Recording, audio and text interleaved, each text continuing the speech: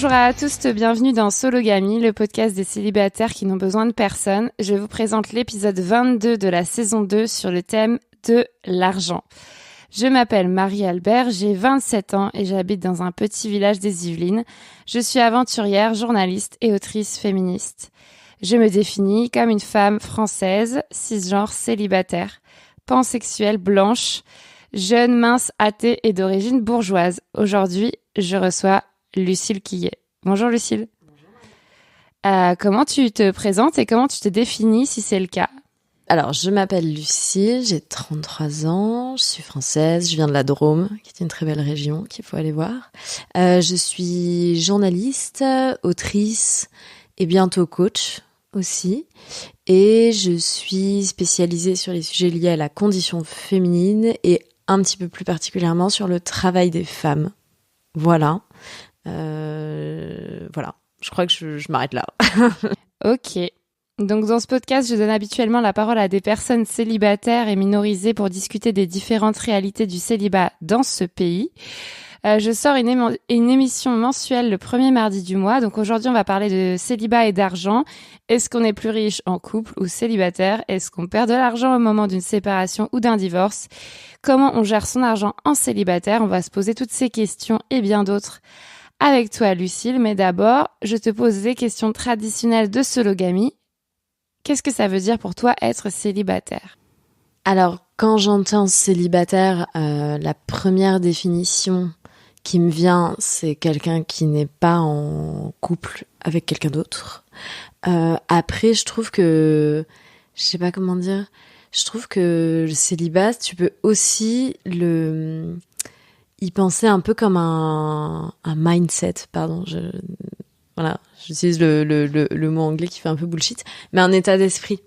Moi, ce que j'ai remarqué, c'est que quand on est en couple, il y a cette espèce de truc de fusion absolue, de je peux pas faire sans l'autre, je suis en couple, donc je deviens un peu une autre personne, et surtout, je m'oublie un peu moi, dans mon individualité. Tu vois, les moments où... Enfin, voilà, moi, donc je suis en couple, et il y a des moments où, parfois, pendant un mois, on n'est pas ensemble avec mon conjoint, tu vois, et tu vois en fait à quel point t'as un comportement qui est différent, où tu vas pas avoir les mêmes, t'as pas le même état d'esprit. Parfois tu te sens plus légère, parfois tu te sens plus seule, parfois tu te sens plus triste, mais parfois tu te sens plus dynamique aussi. Et tu fais des choses sans avoir à penser. Et l'autre, est-ce que ça va l'embêter de rester seul ce soir, je vais le prévenir, tu vois. Après, moi, je suis en couple, j'ai pas l'impression de devoir rendre des comptes en permanence, sinon je pense que ça serait très compliqué pour moi. Mais je trouve qu'il y a un peu cet état d'esprit. Et du coup, être célibataire dans cet état d'esprit, je trouve, c'est aussi ne pas oublier son individualité, en fait. Et qui est pour moi quelque chose d'assez important, je trouve. Et en fait, du coup, si je suis ma pensée, tu vois, je le rattacherai même peut-être pas forcément à un statut de est-ce que je suis avec quelqu'un, est-ce que je suis pas avec quelqu'un, parce que tu vas avoir des personnes qui sont pas en couple, mais qui sont tellement concentrées sur l'objectif du couple et sur s'adapter à la personne qui me plaît et s'oublier. Et tu vois qu'en fait, tu peux avoir quelqu'un qui a beaucoup plus un état d'esprit célibataire en étant en couple, mais en étant très respectueuse de ses limites, de son individualité, de ses valeurs. Donc c'est assez, c'est un mot assez complexe en fait. Il y a le statut et il y a l'état d'esprit vraiment lié à l'individualité, ouais, je dirais ça. Donc tu viens de dire que t'es en couple. Est-ce que t'es en couple depuis longtemps? Est-ce que t'as déjà été célibataire dans ta vie? Ouais, j'ai déjà été célibataire. Tu vois, je le dis avec un grand sourire. Parce que les périodes où j'étais célibataire, j'y repense avec beaucoup de, je sais pas, de tendresse et de, pas de nostalgie, tu vois, mais c'est des moments, je trouve, où je me suis vraiment construite en tant que personne. Et c'est des moments où évidemment t'es triste, où t'as le cœur brisé par un ex et où t'as souffert et tout. Mais tu vois, quand j'y repense, c'est des moments où j'étais tellement en puissance avec mes amis, où j'ai tellement grandi par moi-même, où du coup, encore une fois, t'as pas à te référer à quelqu'un. Donc je trouve que ça procure une grande... C'est comme, tu vois, être face à une grande page blanche et tu peux faire ce que tu veux. C'est vertigineux, ça fait peur. Donc je comprends que ça fasse peur aussi, voilà. Après, ça fait 9 ans que je suis en couple, là. Donc, c'est pour Avec ça la même personne. Avec la même personne. Donc c'est vrai que... c'est pour ça que j'y pense beaucoup au passé, tu vois. Et aujourd'hui, j'ai 33 ans. Donc j'ai rencontré mon mec, j'avais 23, j'allais avoir 24. Donc c'est vrai que les périodes de célibat, si je m'en tiens à la première définition du statut, est-ce que tu es seul ou accompagné, on va dire, ça remonte un peu. Mais j'ai été célibataire. J'ai été célibataire dans des périodes assez plus ou moins longues, tu vois. Et d'ailleurs, moi j'aimais bien ces périodes-là. Et t'avais toujours des copines qui disent mais vas-y, trouve un mec, sors, éclate-toi. Et j'étais non, mais ça va très bien, tu vois. Mais t'avais un peu cette pression-là. Mais ouais, c'était enfin, j'en garde des bons souvenirs en fait.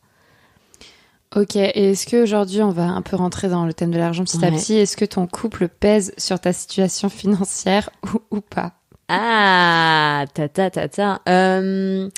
alors, en fait, oui, dans le sens où ma situation... Enfin, je sais pas. En fait, ma situation financière, elle est impactée par mon mode de vie. Elle est impactée par mes choix. Du coup, le couple a une part là-dedans. Mais d'un côté, il y a aussi des choses que j'assume parce que c'est mes choix, tu vois. Donc je vais expliquer parce que là on comprend rien. Moi j'étais en CDI en France dans une rédaction et en fait on a décidé de partir vivre à l'étranger.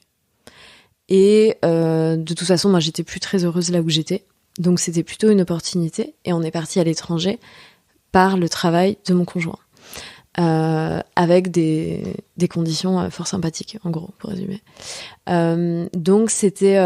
moi, je l'ai pas du tout vécu comme un sacrifice de... Voilà, et quand les gens te disent « Ah, mais du coup, tu quittes, toi, attends, t'es féministe, t'écris sur la vie professionnelle des femmes, tu bosses dans une rédaction... » Donc, je travaillais pour Madame Figaro, le site internet Madame Figaro à l'époque.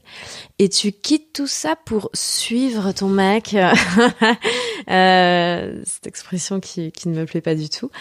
Pour suivre ton mec à l'étranger et en plus, tu vas pas payer 50% du loyer. Enfin bon, de toute façon, on ne paye pas le loyer, donc voilà. Et j'étais oui, mais en fait, je suis contente de partir. Et je vais pouvoir faire tellement de choses que j'aurais jamais pu faire. Et puis je vais apprendre une langue. Et puis tu vois, en fait, ma vie, ça se résume pas non plus que à mon salaire. Après, si tu veux, ça avait évidemment un impact économique et surtout, ça a créé un écart entre nos deux revenus qui étaient à peu près, tu vois, équivalents. Parce que lui, du coup, le fait de partir à l'étranger, ça augmente ton revenu. Et moi, le fait de devenir journaliste pigiste, ça ne, de façon surprenante, ça ne l'augmentait pas, tu vois. Donc après, ça, c'est des discussions qu'on a eues nous, parce que moi, j'étais très consciente de ça. Et il se trouvait que j'avais déjà écrit en plus des articles sur l'impact de l'expatriation pour les femmes et tout. Donc j'étais assez consciente de ça. C'est là où je suis très contente d'être journaliste parce que c'est vraiment un métier qui t'apprend qui te met plein de previews et de warnings avant même dans les situations. Donc en gros, après, on a fait nos calculs pour qu'on soit tous les deux bénéficiaires de ce changement de vie, tu vois. Donc voilà.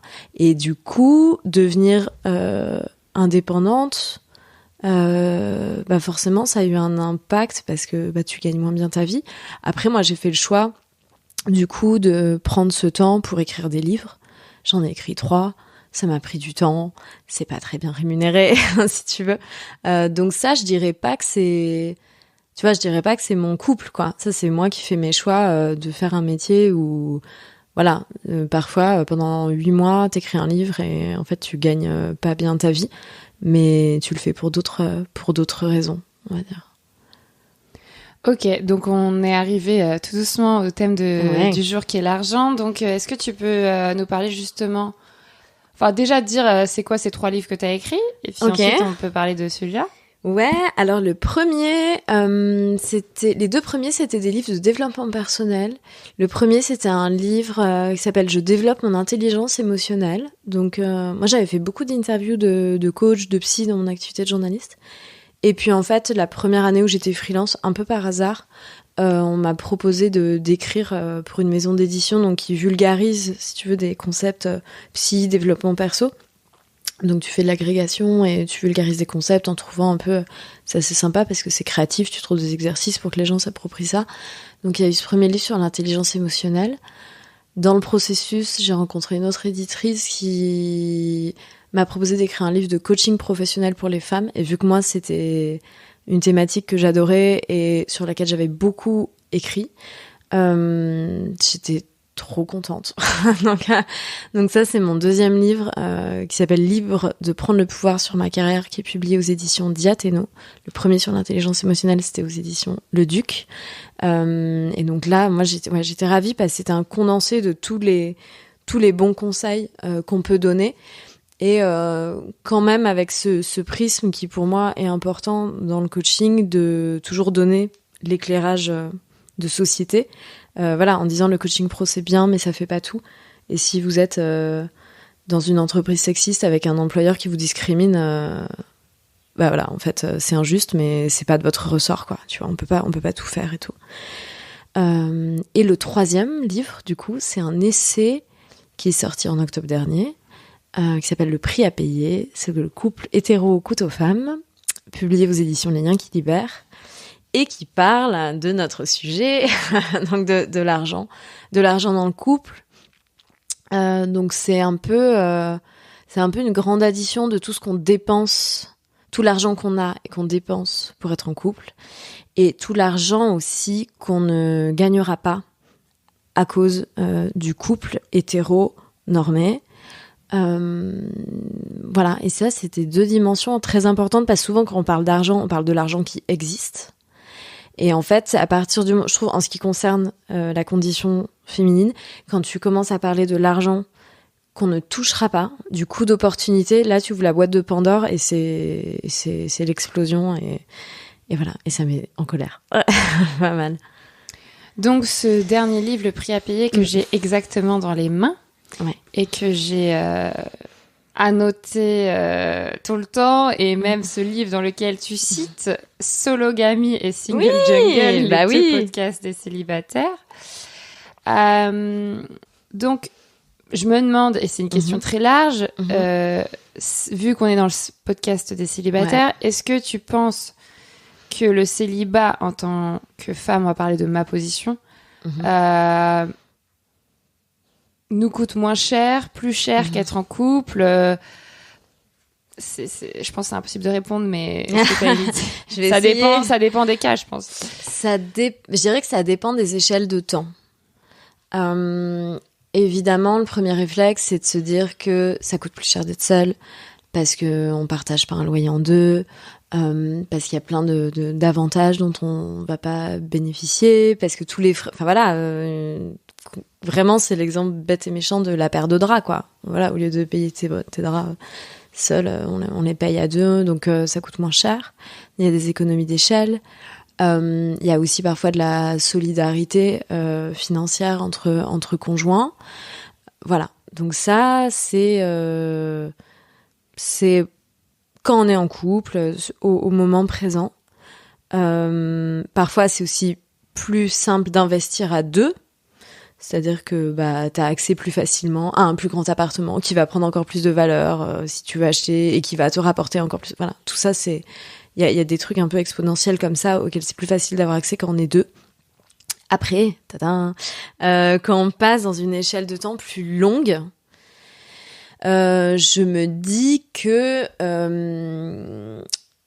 une femme, je vais vraiment rester sur voilà les femmes. Une femme célibataire toute sa vie à 60 ans, il y a de fortes chances qu'elle ait plus de droits à la retraite, qu'elle ait plus de patrimoine, qu'elle ait plus de capital à elle, à son nom seul, que celle qui a été en couple et qui a suivi, on va dire, le parcours normé, du couple hétéro. Donc à savoir que c'est dans 75% des couples l'homme qui gagne le plus, que t'as la grande majorité des mères qui à l'arrivée d'un enfant adaptent leur temps de travail, donc gagnent moins d'argent en leur nom seul. Il y a aussi une répartition des dépenses qui se fait quand on est en couple, qui est très stéréotypée, à savoir en fait dans la lignée de la charge domestique. Donc 72% des tâches domestiques sont réalisées par les femmes. Donc dans cette même lignée, qui va faire les petites courses du quotidien, qui va acheter tout ce qui est l'éphémère, le périssable, le non valorisé, les couches, les habits, les trucs qui vont devoir changer, disparaître dans quelques semaines, quelques mois, ce sont les femmes. C'est aussi les postes de dépenses les plus chronophages. Et à l'inverse, les hommes qui, eux, sont moins dans le temps domestique, vont avoir des postes de dépenses moins chronophages, mais beaucoup plus valorisés. Je paye les impôts, je paye la voiture, les vacances, le prêt, tu vois, qui sont des montants qui restent, qui sont des montants qui sont valorisés au moment d'une séparation, quand tu te sépares, et que t'as ton ex qui dit « bah moi j'ai payé les impôts pendant 10 ans », et tu dis « oui, mais moi j'ai fait des courses ». Bah voilà, t'as de grandes chances pour qu'il y ait un avocat en face qui dise mais madame, enfin des courses, ça n'a rien à voir, c'est pas du tout les mêmes montants, enfin tu vois. Pour aussi les représentations des gens qui règlent les divorces, ça impacte beaucoup. Et là-dessus, je renvoie sur Le genre du capital, qui est un livre de Céline Bessière et Sybille Golac qui est hyper important et qui traite très très bien de tout ça, qui explique très bien tout ça. Donc en fait, cette répartition des dépenses fait que l'argent des femmes, il va dans l'éphémère et ça ne dure pas. C'est pas du patrimoine. L'argent des hommes, un peu plus si. En plus, je trouve qu'il y a quand même une énorme arnaque quand on est en couple, du moins pour les gens de ma génération. On a grandi avec cette idée que si on était quelqu'un de féministe, d'indépendant, de fier, une femme qui se respecte, et ben on fait 50-50 avec son mec parce qu'on est indépendante et qu'on est fière et que on se laisse pas entretenir et que tu vois on brandit sa carte bleue au restaurant. Je paye 50-50. Je ne suis pas une femme entretenue. Tu vois cette peur de la femme entretenue. Ce que je trouve absurde quand on sait qu'en moyenne dans un couple il y a 42% d'écart de revenus. Et que t'as quand même à peu près 25% d'écart de salaire en moyenne entre hommes et femmes, parce que t'as des écarts d'âge, parce que les secteurs majoritairement féminins, ils sont sous-rémunérés, parce qu'on se dit pas c'est des professions de femmes, c'est pas des vraies compétences, donc ça vaut moins. Donc en fait, d'où c'est à nous d'appliquer l'égalité dans une société qui est encore hyper sexiste, hyper inégalitaire, qui n'est pas juste, tu vois. Donc je trouve c'est hyper gonflé quoi, tu vois, j'ai envie de dire, c'est un peu une expression de vieux, mais j'ai envie de dire mais quel toupet, tu vois, quand même, de nous demander d'être exemplaire alors qu'en fait on n'a pas toujours les moyens d'être exemplaire, ou alors on va être exemplaire mais à nos propres dépens, et parce qu'on va mettre moins de côté, on va moins épargner, donc on va moins investir, tu vois, on va moins créer, on va moins avoir d'opportunités de faire potentiellement, tu vois, fructifier cet argent. Donc en fait, dans le couple, comme ça, t'as plein de calculs, de choix qui se font, qui fait qu'en fait, sur le long terme, ce que j'appelle la capitalisation long terme, quand tu travailles à temps plein, non-stop, t'as des droits au chômage qui sont full, t'as des droits à la retraite qui sont bons, quand t'achètes des choses en ton nom, bah c'est à toi. Et là où on voit en fait, ces écarts dans le couple, le moment où on les voit le mieux, c'est au moment de la séparation. Parce que bah là, l'homme repart avec sa capitalisation long terme. J'ai payé les impôts, j'ai la voiture, j'ai la majorité de la maison. Puis lui, il a sa carrière exponentielle qui continue, tu vois. Il garde son évolution de salaire, voilà. Et la femme qui, elle, a adapté son temps de travail, qui s'est mis à temps partiel, qui va avoir peut-être des difficultés à se remettre à temps plein, qui est discriminée au travail aussi potentiellement, et qui a dépensé tellement dans l'éphémère et le périssable, elle se retrouve avec beaucoup moins, et en moyenne, lors d'une séparation, t'as une perte de 20% du niveau de vie pour les femmes et 3% pour les hommes. Et ce qui est ce qui rajoute, on va dire, ça, c'est que la femme a la charge des enfants quand il y a des enfants. Elle a la charge des enfants et que ça a un coût. C'est un coût à la fois, c'est des dépenses et c'est un coût d'opportunité parce que, admettons, t'as 2 enfants à charge qui ont moins de 10 ans. Tu vas pas aller faire des déplacements pro pendant 4 jours ou tu vas devoir dire non à certaines missions, certains jobs parce que t'as des enfants à aller chercher, tu vois, et ça c'est des questions que les hommes se posent pas. Moi j'aime bien dire que les hommes ont la carrière qu'ils ont parce qu'il y a des femmes qui travaillent gratuitement derrière et qui leur dégagent en fait du temps et que ça leur crée une opportunité et tout. Donc c'est là où en fait quand on pense à l'argent qu'on touche pas, on pense à la valeur que les femmes créent pour les autres et pour leurs conjoints et aussi pour l'État, tu vois, parce qu'on manque de place en crèche, on manque de plein de choses et la variable d'ajustement, c'est toujours les femmes, tu vois. Et d'ailleurs, dans des couples qui ont des enfants, s'il y a pas de place en crèche, qu'est-ce qui se passe? La mère s'arrête et prend un congé parental payé 400 €. Donc bon, c'est juste minable. Et pour moi, là, je trouve que c'est quelque chose, c'est une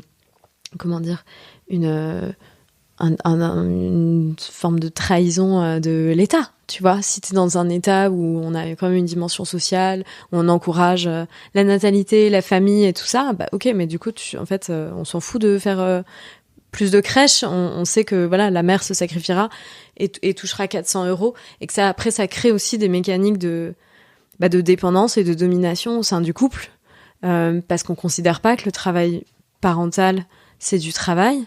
On voit pas que ça crée de l'opportunité pour le père.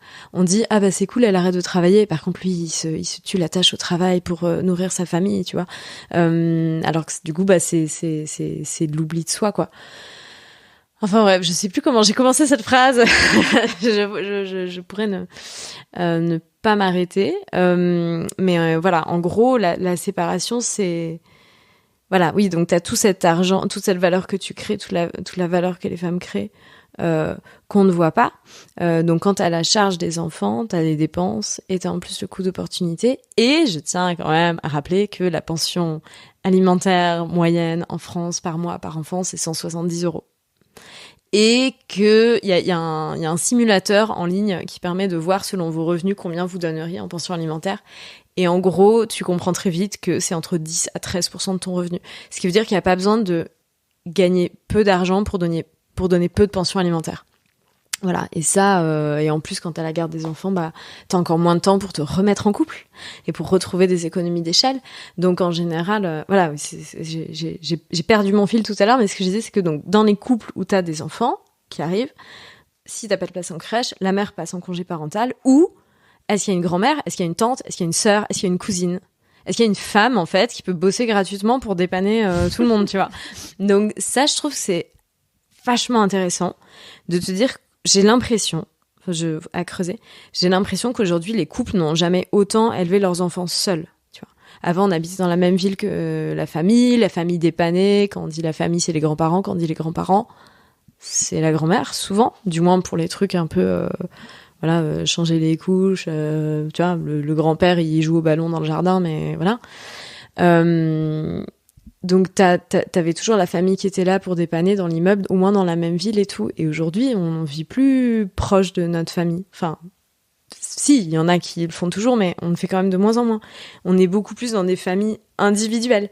Et du coup, quand on dit un couple de parents élève son enfant assez seul, t'as de très bonne chance pour qu'en fait tu dises une mère gère ça, et si t'as pas le coup de main de la grand-mère, la belle-mère, tu vois, tout ça. Donc c'est dire qu'aujourd'hui encore élever des enfants, c'est un truc qui est compliqué logistiquement et que les entreprises ne s'adaptent pas à ça et l'État ne s'adapte pas assez à ça et on en fait un problème de femmes, et on parle de la conciliation vie privée vie pro et on demande aux femmes comment est-ce qu'elles font pour tout avoir et pour jongler et moi ça m'énerve parce que j'ai envie de dire mais en fait on n'est pas au cirque, quoi, tu vois, et il est temps que chacun prenne sa responsabilité, à l'État d'assumer, d'avoir une dimension sociale et donner les moyens, et puis au père de s'adapter aussi, tu vois. Après, parfois c'est des mécaniques compliquées. Moi, je jette pas la pierre aux hommes qui prennent pas de congé parental, parce que quand t'es une famille et que tu dis la priorité c'est de maintenir le plus gros salaire,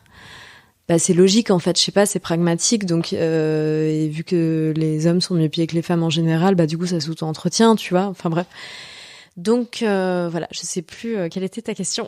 Non mais c'est rien, c'est bien, t'as déjà dit ouais. T'as déjà dit énormément de choses. Je voudrais juste rappeler 3 références qui me semblent importantes. Donc déjà, il y a ton livre, Le prix à payer, ce que le couple hétéro coûte aux femmes. Ensuite, il y a Le genre du capital que t'as cité de Sybille Colac et de Céline Bessières. Ça, c'est aux éditions La Découverte.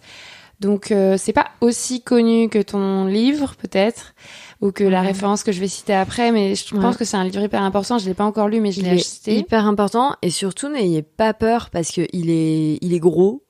C'est écrit par 2 universitaires. On peut se dire oulala, le bouquin, je vais rien comprendre. En fait, pas du tout. Il y a plein d'exemples qui éclairent vraiment bien. Enfin, vraiment, c'est un livre qui est facile et qui, bon, comme beaucoup de livres féministes, mettent très en colère. Donc, prévoyez, je sais pas, une dizaine de CBD après. Ouais, c'est plutôt sur le côté capital, donc le patrimoine, comment c'est pas transmis ou mal transmis aux femmes, les problèmes d'héritage, dans la famille, les impôts. Entre frères et sœurs. Tu vois, comment en fait peu à peu, les femmes s'appauvrissent. Ce qui semble absurde aujourd'hui, parce qu'on se dit bah non, mais les femmes travaillent, les femmes sont plus indépendantes, les femmes. Oui, mais en fait la transmission dans les familles, elle se fait souvent de façon défavorable pour les femmes, et aussi avec le concours des professionnels, des notaires, des avocats, tout ça. Vraiment, lisez-le, il est édifiant. Et la 3e référence que je voulais citer, c'était le podcast de Titu Lecoq, Rends l'argent, que j'avais mis vachement de temps à écouter parce que je me disais ah non, c'est un truc sur l'argent dans le couple, alors qu'en fait ça parle aussi de ce dont tu parles dans ton livre, de la séparation, de tout ce qu'on devrait savoir avant même de se mettre en couple. Enfin bref, c'est aussi pour les personnes célibataires. Et donc je vais revenir quand même à ton livre, en tout cas au début.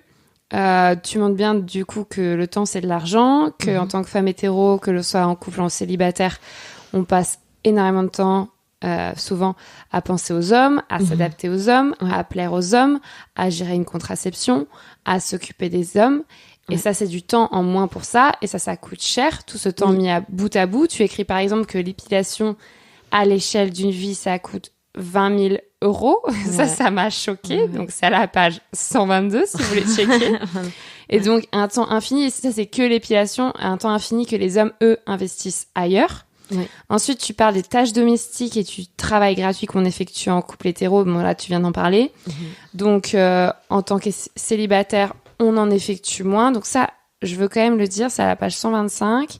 Et tu dis, par exemple, qu'une femme seule sans enfant, elle fait 16 heures de travail domestique de base, et un homme, lui, 11 heures. Donc déjà, en tant que célibataire, on fait plus de travail que les hommes. Donc ça, si tu veux, ça peut aller dans le sens des gens qui disent oui, mais les femmes, elles sont plus maniaques, nana. Ok, d'accord, très bien, mais voyons ce qui se passe après. Je te laisse Tiens. Et donc, une fois qu'on se met en couple, ce qui se passe, c'est que une femme, elle va ajouter 7 heures de travail à ses 16 heures quotidiens, et semaine. 16 heures. Hebdomadaire. Donc, elle va ajouter 7 heures, et un homme, lui, il va enlever 2 heures. 2 heures. À donc ses là... 11 heures. Et je parle même pas de quand il y a des enfants, parce que là, ça m'a fait péter des câbles. Mais là, tu te dis, ne te mets jamais en couple. Bah attends, je dis quand même, quand il y a des enfants, la femme ajoute encore 5 heures et l'homme ajoute 1 heure. Donc en fait, ça fait 28 heures versus 10 heures hebdomadaires. Je connais tout par cœur, ça me rend folle. Et surtout, ce qui est fou, c'est de se dire qu'un homme célibataire fait plus de tâches domestiques que le père d'un enfant. Voilà, c'est ça que c'est ah oui, fou. vu qu'il a enlevé des heures au moment où il s'est mis en couple et qu'il en a rajouté qu'une seule. Il en a enlevé 2 et il en a pris qu'une après avec un enfant. Donc bon, tu vois, ça reste très très bénéfique. Puis en plus, bon, t'as le statut je suis père, machin, ce qui parfois est bénéfique aussi pour la carrière des hommes, alors que c'est complètement défavorable pour les femmes. Enfin bref, c'est donné. Je tiens à préciser que c'est l'INSEE qui a fait ces études-là, donc c'est des chiffres sérieux. Mais c'est sûr qu'il y a des Enfin, bref, il y a tellement d'aberrations. Mais sur ce que tu disais sur l'épilation, c'est vrai qu'en fait, il y a tout un coût du couple avant même d'être en couple. Et c'est là où même les célibataires peuvent investir beaucoup dans l'espoir du couple, tu vois. Et quand je parle du couple hétéro, je dis c'est pas forcément le toi et moi et on est ensemble. C'est aussi un idéal de vie. Et c'est cet idéal de vie avec lequel on nous éduque et qui est la meilleure façon de vivre sa vie, le truc qui vous rend heureux quand même. Sans l'amour, une vie, c'est un peu triste, machin, tout ça.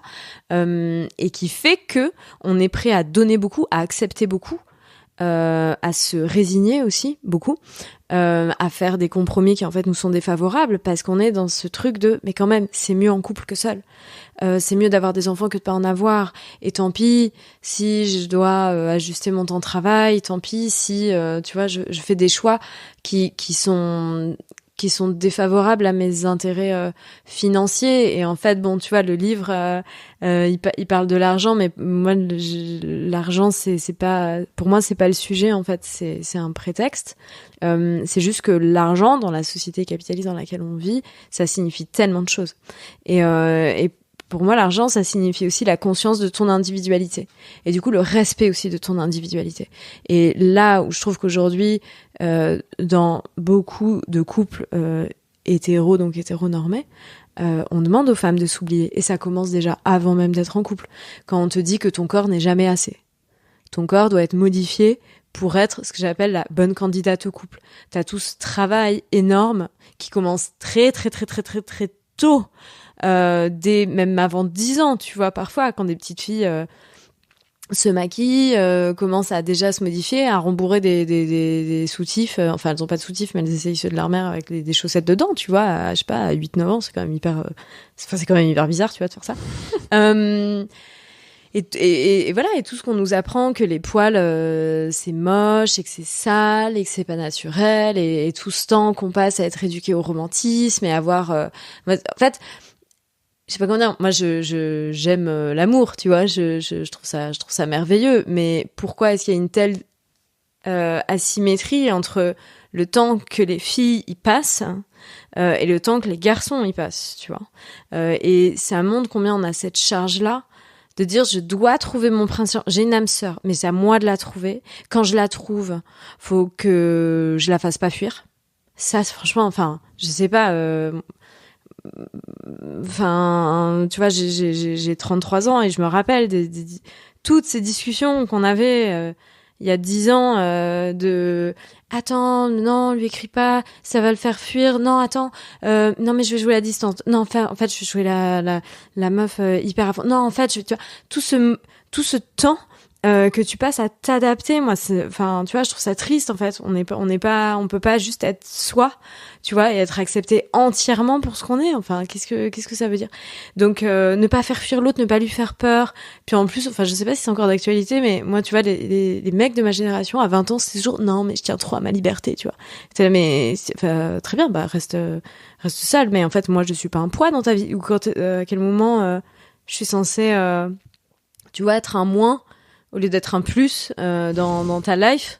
Non, mais ça n'a pas changé. Hein. Ça n'a pas changé. Et bon, tu bah, parles d'il y a 10 vois. ans, il faut pas lui envoyer un SMS, machin truc. Maintenant, enfin, ouais. c'est toujours mon quotidien. Ok. T'inquiète, bon, ça n'a pas changé. Après, ouais. on est la même génération. Je sais pas celle en dessous, mais je pense que ça n'a ouais, pas changé. Mais voilà, toute cette suradaptation, et je trouve ça triste d'envisager, tu vois, l'amour, avant même de parler du couple, comme un truc où tu fais peur à l'autre et tu vas lui prendre des choses et le menacer sa liberté, tu vois, et le côté non mais je suis pas prêt pour l'engagement, j'aime trop ma liberté, le couple c'est quand même des contraintes, des machins. Oui, ok, le couple, non mais enfin on va pas se mentir, le couple c'est des compromis, évidemment. Mais à partir du moment où tu vois ça comme un truc relou qui te prend tellement et qui, tu vois, alors bon, ça semble paradoxal parce que j'écris un livre sur le couple et l'argent, mais il y a tellement d'autres choses, mais surtout le fait d'être accepté entièrement pour ce que t'es, quoi.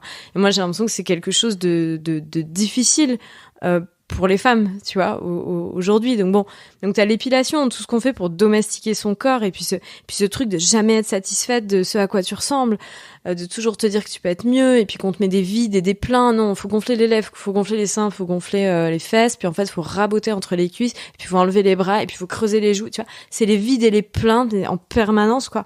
Et le temps qu'on passe à ça et l'argent qu'on dépense, mais je m'inclus dedans, si tu veux. Dans le livre, j'explique que je vais dans ma salle de bain et que je compte combien coûtent les produits à mon seul usage.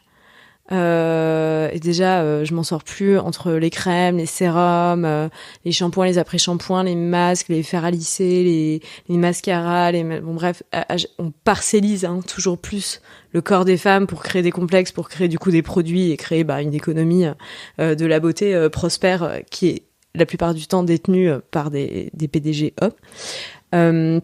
Et à côté de ça, je regarde le seul truc que mon mec utilise lui seul, tu vois, c'est un bain de bouche à 5 euros, quoi. Je suis là, et moi j'ai 1 000 euros de produits à peu près. Donc les 1 000 euros, ils me sont propres, si tu veux. Je sais que c'est mon cas personnel. Et qu'il y a des femmes, c'est 400 ou c'est 150 ou c'est moins. Mais ce qui est intéressant, c'est l'écart avec le conjoint. Et quand tu fais cet écart et que tu multiplies par tes années de vie et tu te dis qu'est-ce que j'aurais pu faire de cet argent ? Qu'est-ce que j'aurais pu faire de ce temps à me faire belle ? Après, moi, je vais pas m'auto-flageller, si tu veux. J'ai grandi comme ça. Et je trouve ça dur, j'ai essayé, tu vois. Je trouve ça dur de me dire, vas-y, j'en ai rien à foutre, c'est bon, je peux être aimée complètement naturelle, sans m'épiler, sans maquiller, sans machin et tout. Ouais, mais en fait, tu te sens mal, tu marches dans la rue, tu te sens mal, les gens te regardent mal, on te fait des réflexions tout le temps, c'est usant. Donc moi, parfois, donc c'est la charge esthétique, ce que j'appelle la charge esthétique. Et quand je parle de ça, j'ai des femmes qui me disent, non, mais moi, je le fais pas pour mon mec, je le fais pour moi. Tu vois, oui, mais tu le fais pour toi, mais comment, tu vois, on a été élevés à nous trouver belles que comme ça, que en faisant cette prescription de dingue du male gaze qui te dit que t'es belle si t'es pas toi-même, quoi. Enfin bref. Non, mais je fais pour moi, mais on a le choix. Et puis voilà, les femmes, elles ont le choix aujourd'hui, libre elles. Mais d'où le choix? En fait, va bosser dans une entreprise lambda avec les aisselles pas épilées. Mais on va dire que t'as pas de savoir-être, que tu sais pas te tenir, que c'est dégueulasse, que tu vas pas avoir les mêmes opportunités qu'un homme qui ne s'épile pas les aisselles. Enfin, au passage, il s'épile pas. Bon, il met des t-shirts et puis voilà. Donc c'est compliqué, c'est des choses qu'on intègre et sur lesquelles on passe énormément de temps, tu vois, et c'est pas facile et il suffit pas de le savoir pour changer. Tu vois, dans le livre, à un moment, j'aimerais vraiment dire aux hommes que la façon dont ils célèbrent le corps des femmes, dont ils aiment le corps des femmes, elle est politique, tu vois. Et à partir du moment où tu dis à ta conjointe, moi j'aime bien quand même les sexes très épilés, tu vois, t'es quand même dans un truc où, tu vois, c'est violent en fait. C'est violent. Après, encore une fois, quand t'as grandi en regardant du porno avec que des sexes de femmes hyper épilés et tout, tu ne rééduques pas ton regard en une seule fois. Et moi, tu vois, il y a des fois où je me dis je sais pas, pour ma génération ou du moins pour moi, c'est trop tard, tu vois. Il y a des choses, je sais que j'arriverai pas à me rééduquer sur certains points et c'est pas grave. Et le principal, c'est d'arriver à trouver un juste milieu pour être dans le bien-être entre tes valeurs et ce qu'on te demande. Et voilà, il y a des gens qui ont plus de force, je sais pas, d'auto-persuasion que d'autres. Et puis après, t'as aussi toute cette charge contraceptive que tu fais avant même d'être en couple. C'est-à-dire que toute la bonne sexualité d'un couple, aussi éphémère soit-il, tu vois, même un soir, ça se travaille dans un cabinet gynéco où les femmes vont une fois tous les ans, une fois tous les 2 ans, où elles payent, tout ça. Alors, moi, quand je parle du coût de la contraception, en général, on me dit, mais une pilule, ça coûte 2 euros, tu te prends la tête pour rien. Je dis, mais non, en fait, ça coûte pas 2 euros, tu vois. Déjà, trouver un rendez-vous chez gynéco, peut-être que tu poses un jour de congé pour y aller, parce que ton patron, il dit quoi, vous partez à 15h, mais n'importe quoi, vous avez pris, tu vois. Même si ça dure 1h30, 2 heures, puis si ton gynéco, il est loin, enfin bref. Donc ça, c'est du temps d'organisation. Les gynécos, ça coûte hyper cher, en fait. C'est souvent en dépassement d'honoraires, c'est pas remboursé. Tu vois, moi j'aime bien demander à des hommes, mais vous pensez que ça coûte combien une consultation gynéco ? Et ils sont là, tu vois, ils savent pas, ils savent pas répondre. J'ai l'impression de demander à un politique le prix du ticket de métro, tu vois, c'est rigolo.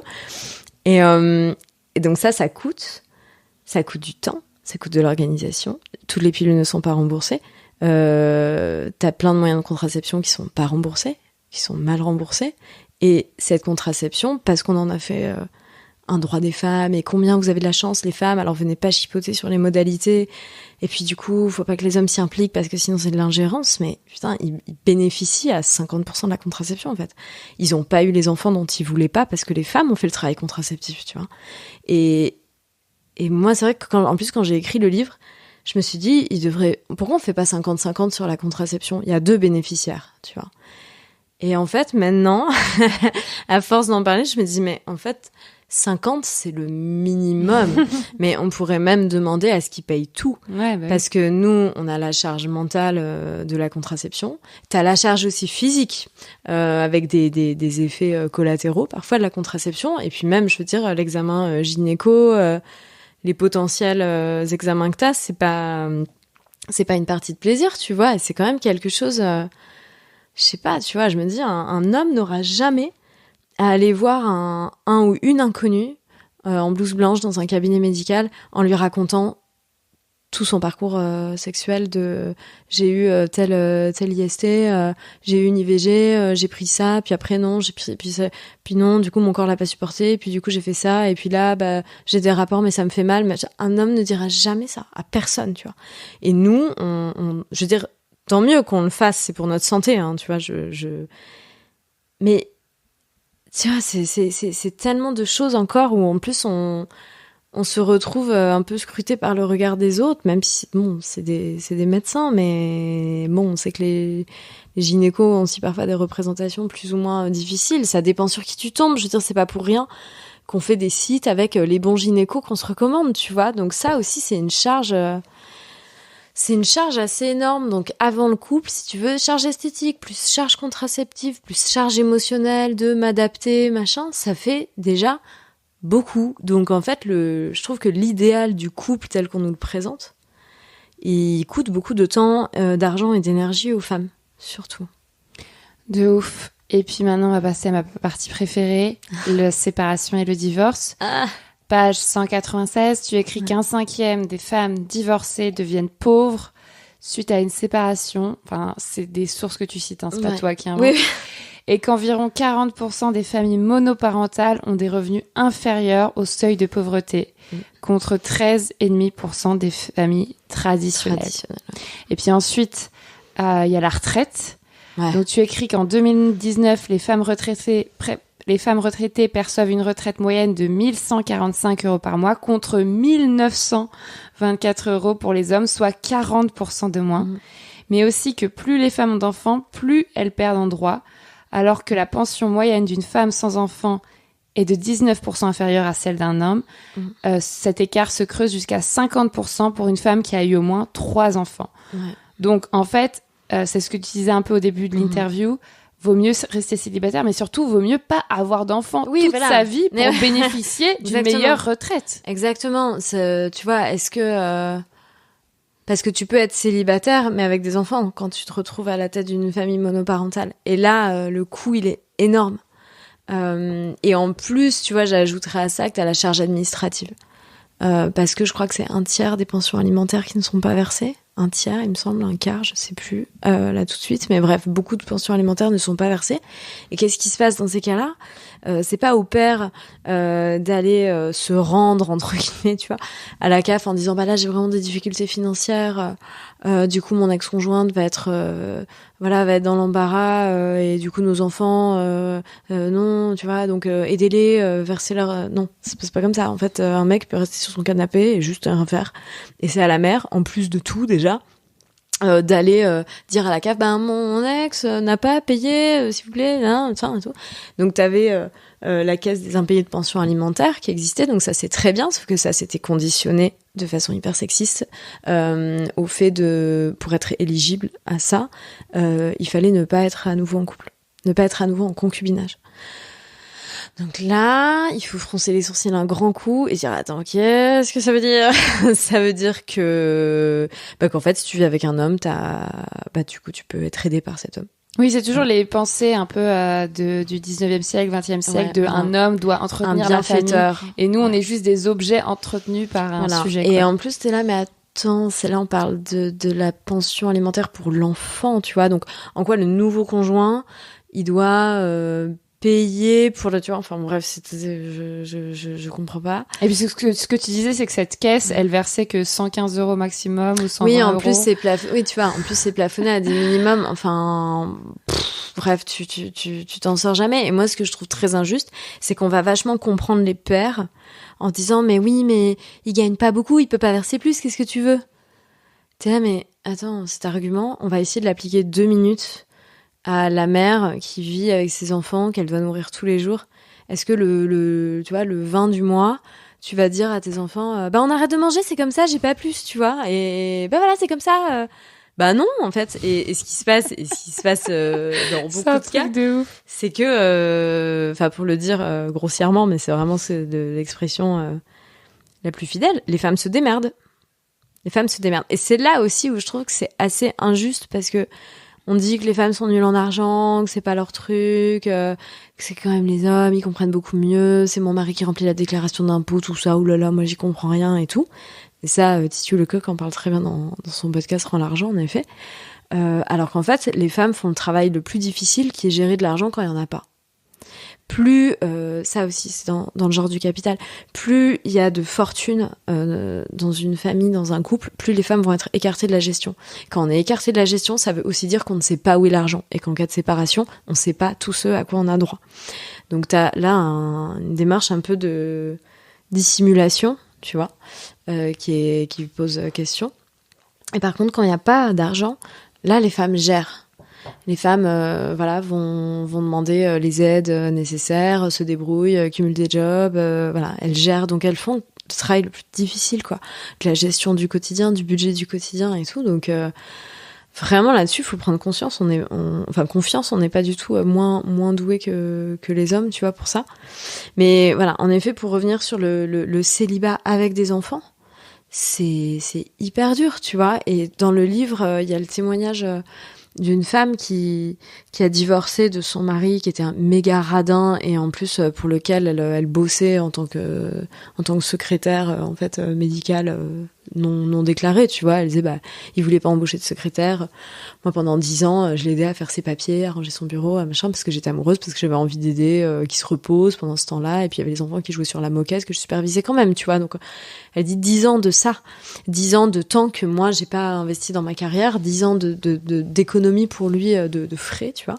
Et puis ils ont divorcé. Et là, sa carrière a décollé.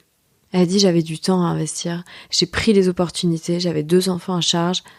Le père des enfants étant un énorme radin, a tout fait pour payer le moins de pension alimentaire possible, hyper classe. Bref. Mais elle me disait, moi j'ai pu faire ça parce que mes enfants étaient adolescents. C'est-à-dire qu'ils pouvaient aller à l'école seuls, ils pouvaient se gérer seuls, ils étaient autonomes et tout, et on a été une équipe tous les 3. Et on a tenu comme ça, et on s'est bien tenu, tu vois. Donc c'est un peu, ça dépend aussi de l'âge, tu vois. Et moi je comprends en fait que t'as plein de femmes qui partent pas, ou de couples qui se séparent pas parce que ça coûterait trop cher, parce que ça serait trop compliqué, parce que pas les moyens en fait de partir. Donc là ouais, sur la séparation, il y a un gros enjeu où le célibat à nouveau est quelque chose qui va bouleverser ta vie et de façon parfois financièrement intenable. Et c'est hyper injuste. Et là-dessus, je trouve qu'il y a un gros désengagement aussi de l'État, tu vois. Parce que pour revenir sur les pensions alimentaires, en fait, quand l'un des 2 parents change de situation conjugale, donc il se remet en concubinage, l'autre parent peut demander à réviser la pension alimentaire. Ça va dans les 2 sens. Donc ça veut dire que le père qui paye une pension alimentaire, s'il se remet en couple, la mère qui a la garde des enfants peut dire attendez, il se remet en couple, il fait des économies d'échelle, donc il a plus d'argent disponible, je demande à faire augmenter la pension alimentaire. Bon là tu dis tant mieux pour les gosses, en fait il y a plus d'argent. Mais à l'inverse, la mère qui a la garde des enfants qui se remet en couple, en concubinage, le père peut dire alors ça veut pas dire qu'il aura gain de cause, mais la démarche est légitime, il peut demander à réviser le montant de la pension alimentaire en disant elle fait des économies d'échelle, donc je peux donner moins d'argent pour mes enfants. Et t'es là, mais en fait c'est pas du tout pareil d'avoir plus d'argent disponible pour les enfants ou d'amoindrir en fait la part du père parce que y a un homme qui participe au paquet de céréales, tu vois. Enfin, donc t'es là mais comment c'est rendu possible ça, tu vois. Et puis ça veut dire quoi? Ça veut dire qu'ils en ont rien à foutre de leurs enfants, que c'est juste des petites choses qu'il faut nourrir de céréales et pas besoin de les non mais voilà, donc alors que tu dis mais en fait vu le montant moyen des pensions alimentaires, tu devrais pas demander. Et puis la pension alimentaire c'est juste vois. pour payer, si j'ai bien compris, les fringues, l'école, les trucs comme ça, mais c'est pas du tout pour payer la mère qui s'occupe des enfants, qui fait les tâches domestiques, les tâches parentales. Bah non, c'est pas du tout. Un scandale. Elle devrait avoir au moins 2000 balles. C'est clair. Bon, du coup, on arrive à la fin. Tada. Ouais, j'ai fait des tunnels de parole, mais pardon, Vraiment, il faut lire le livre Le Prix à payer. Il faut lire ton livre. Il faut lire le livre Le Genre du Capital. Ouais. Si vous n'aimez pas les livres, vous pouvez écouter le podcast Rends l'argent. Exactement. On n'a même pas parlé du veuvage et de la pension de réversion. Ouh. Ouais, ça, c'est le célibat forcé de fait, mais franchement, alors si tu me donnes 2 minutes, mon Dieu, le veuvage. Alors déjà, faut savoir que 80% des veufs sont des femmes, ce qui veut aussi dire que les hommes peuvent terminer leur vie chez eux avec quelqu'un qui prend soin d'eux et que les femmes, c'est beaucoup plus rarement le cas. Que du coup, quand leur conjoint disparaît, on se dit bah ok, elles vont hériter de tout. Et qu'en fait non, il y a ça aussi, le genre du capital, faut le lire, il y a des arrangements pour en fait faire passer le patrimoine le plus rapidement possible aux enfants.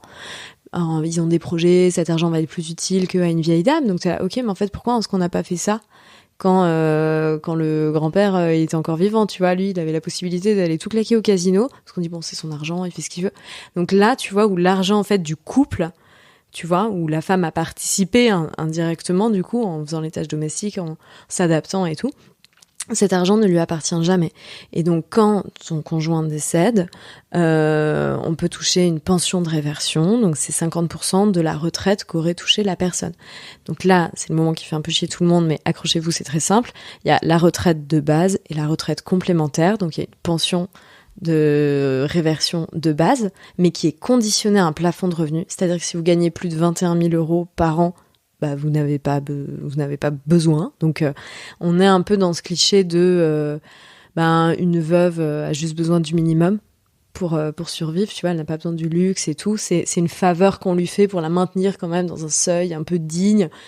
Mais voilà, la retraite pleine qu'aurait eu son conjoint, voilà, dans ces cas-là, tout le monde, on plafonne les retraites de tout le monde, juste un seuil de dignité. Enfin bon, bref. Et la retraite complémentaire qui n'est pas plafonnée. Qui n'a pas de plafond de ressources, donc on se dit bah super, là on va beaucoup plus toucher. Ça, dans beaucoup de cas, c'est conditionné au fait de ne pas se remettre en couple. Et c'est notamment le cas dans la fonction publique, je tiens à le préciser. Donc qu'est-ce que ça veut dire? Là pareil, on fronce les sourcils, on réfléchit. Ça veut dire qu'en fait, si tu n'es pas une veuve éplorée, seule, isolée, qui pleure son mari et qui est fidèle après la mort, tu ne mérites pas son argent. Tu ne mérites pas son argent, et si tu te remets en couple, et bah du coup il y a un homme pour prendre soin de toi. Voilà, donc ça c'est assez. Et que dans tous les cas c'est des montants ridicules. Et alors la retraite complémentaire elle est pas plafonnée, donc tu peux dire que c'est là où tu vas plus. Voilà. Donc en fait c'est des choses auxquelles on n'aime pas penser parce qu'on n'aime pas penser à la mort, parce qu'on n'aime pas penser au veuvage, parce qu'on se dit on verra plus tard et tout. Et tu vois moi il y a aussi un truc de notre génération où on se marie pas, où on se marie en séparation de biens, où on se paxe et on dit mais c'est bon parce que le mariage c'est un truc hyper tradi, la communauté de biens, pas besoin, les femmes travaillent donc c'est bon. Ok, donc mais c'est pas parce que tu te maries en séparation de biens, que tu te maries pas, que tu fais pas plus de tâches domestiques, que tu t'occupes pas plus des enfants et que t'as du coup cette capitalisation long terme avec un écart énorme qui va se sentir au moment de la fin de vie ou de la séparation, parce qu'on est encore dans un état qui conditionne énormément de choses au fait d'être marié. Si tu n'es pas marié, tu n'as pas le droit à la pension de réversion, tu n'as pas d'héritage, t'as rien, t'as nada. Donc ou t'es au courant, tu vas faire un testament, ou tu fais des montages de on a mis de la propriété de l'appartement à son nom. Mais là, on parle déjà de couples qui ont des appartements, tu vois, qui ont pu acheter, qui ont la connaissance pour aller chez le notaire, faire un testament, tu vois, qui ont ça. Il y a plein de couples où c'est pas le cas et où tu vois, la pension de réversion, c'est la survie, tu vois. Et voilà, et quand on n'est pas marié, et on n'a pas ça. Et moi, j'ai l'impression qu'on est tellement nombreux et nombreuses, tu vois, dans cette illusion on est dans des modes de conjugalité hyper progressistes et tout. Moi, je suis pas pro-mariage, mais il y a pas plus protecteur, tu vois. Et c'est dingue de se dire que, je sais pas, nos grands-mères, nos arrière-grands-mères, qui étaient femmes au foyer, elles étaient plus protégées que nous, en fait, vis-à-vis des dons qu'elles faisaient pour le couple. Donc ça, gros warning. Mariez-vous, c'est le message. Mariez-vous. Voilà. Non, pas du tout. Mais tu vois, pareil, je trouve que l'État a une responsabilité. Ça prendrait quoi de mettre, je sais pas, une petite option quand tu te paxes, ou de faire une déclaration, ou de dire, je sais pas, dans ton testament, telle personne peut toucher ma pension de réversion. Bon, ça se passe jamais comme ça, mais je veux dire, l'État doit être créatif pour se mettre au goût du jour et changer un peu tout ce système hyper sexiste. Voilà. Et dans ton livre, il y a plein de témoignages de meufs qui se sont retrouvées seules ou divorcées ou veuves et qui se sont rendu compte que c'était complètement arnaqué. C'est trop flippant. Ouais, et moi, après, donc le livre est sorti en octobre et j'ai reçu beaucoup de messages de lectrices qui disaient, mais j'aurais tellement aimé lire ce livre 30 ans avant, tu vois. Ouais. Et je suis là, mais il n'est jamais trop tard, tu vois, évidemment, et tout. Mais qui se disent, en fait, ouais, c'est ma vie, quoi. Ouais. De m'être occupée des enfants. Et qu'en plus, on me dit que je suis une femme entretenue qui travaille pas et que j'ai de la chance. Et là, t'es là, ouais, mais quelle ingratitude, tu vois. Et moi, une des premières motivations d'écrire ce livre, c'était juste la reconnaissance, tu vois. Déjà dire, mais rendez-vous compte, si les femmes faisaient grève, qu'est-ce qui se passerait? Mais tout partirait, tu vois, dans tous les sens. Il y a trop de choses qui reposent sur ces dons invisibles, tu vois. Et donc, en plus, quand on dit aux femmes, vous êtes nulles en argent, et puis vous avez quand même de la chance d'être en couple avec un mec qui gagne bien vos vies, et puis vos revenus, c'est quand même un salaire d'appoint et tout. C'est là, mais encore une fois, à quel toupet, tu vois. Je m'énerve, mais ouais, bref, il y a beaucoup de prise de conscience à faire, encore. Merci, Lucille. J'aime bien que tu racontes ce que mes invités racontent, comment on se connaît. Donc, comment on se connaît, Lucille? Je ne sais plus. On se connaît. Attends, des réseaux, non? Ouais, des réseaux. J'ai vu que tu faisais ton tour de France, du coup, contre les violences sexistes et sexuelles. Et moi, étant pigiste en presse féminine, j'avais proposé de faire un article sur toi. Ou c'était le tour du globe en cargo, un truc comme ça? Non, alors c'est d'abord le Tour de France que j'avais vu, et après j'avais vu que t'as fait en cargo. J'avais pitché le Tour de France, puis au final ça s'est pas fait.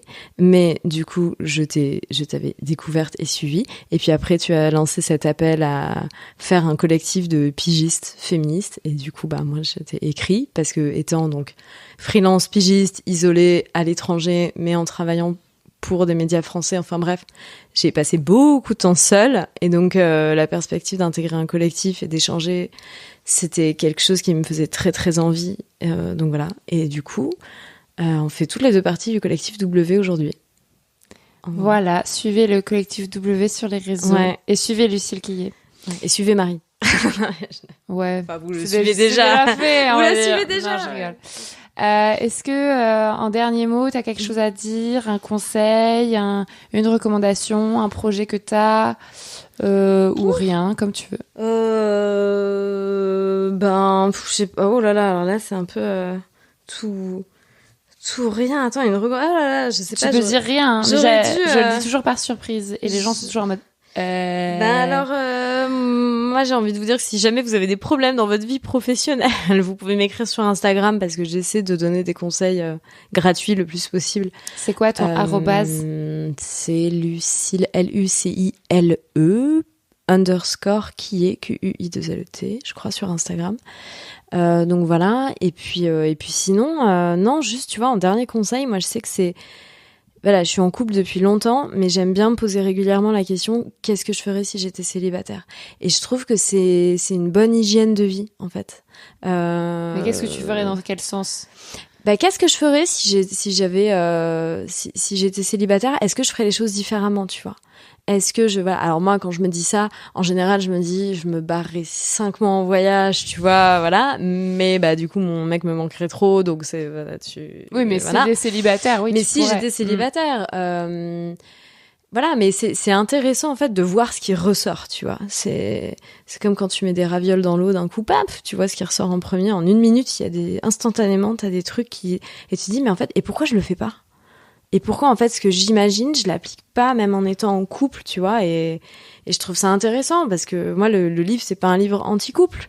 Mais c'est juste le couple aujourd'hui, comme il est façonné, il est un peu, tu vois, il nous restreint, voilà, on s'englue un peu dans des images et dans des choses qui, je pense, pour les femmes comme pour les hommes, limitent leur expression, leur expérience d'eux-mêmes, parce qu'on se dit faut être comme ci, faut être comme ça, faut pas vexer l'autre, faut pas machin, il va mal le prendre, tu vois. Bon, c'est surtout les femmes qui se disent ça. Donc c'est intéressant de se dire qu'est-ce que je ferais si j'étais célibataire, pourquoi je le fais pas au juste, tu vois. Et voilà, parce que t'as des gens qui sont en couple et qui en fait étouffent et sont célibataires et qui se donnent la liberté de faire des choses qu'en fait ils auraient complètement pu faire en étant en couple et en restant, tu vois, et qui se séparent alors qu'ils sont amoureux. Donc en fait c'est triste un peu tout ça. Enfin bon, bref, voilà. Donc demandez-vous toujours qu'est-ce que vous feriez si vous étiez célibataire pour ceux et celles qui sont en couple. Je trouve ça hygiénique. Je suis totalement d'accord. Merci Lucille. Merci Marie. De rien. Chère auditrice, qu'est-ce que vous avez pensé de cet épisode? Est-ce que vous aussi, comme moi, le sujet de l'argent vous obsède? Avez-vous beaucoup perdu lors d'une séparation ou d'un divorce? Est-ce que vous rêvez d'être en couple pour améliorer votre situation financière ou pas? Vous pouvez m'écrire, vous pouvez écrire à Lucille sur les réseaux. Vous pouvez aussi suivre Sologamy, le podcast sur les réseaux.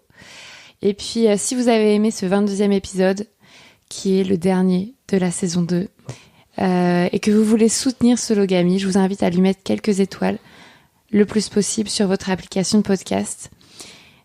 Aujourd'hui, je voudrais remercier Hélène qui m'a envoyé ce message sur Instagram au sujet de Sologamy.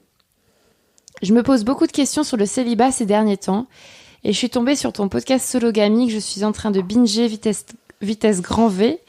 Je voulais te remercier d'avoir créé ce contenu. Je viens d'écouter celui avec ta grand-mère. Il est génial. Bref, merci 1000 fois.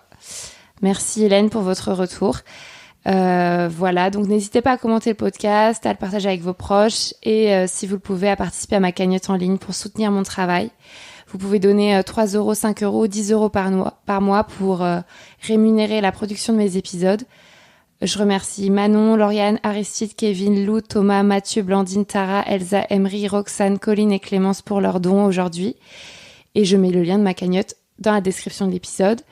Si vous voulez suivre tout mon travail en dehors des réseaux, vous pouvez vous abonner à ma newsletter qui sort le 3e mercredi de chaque mois.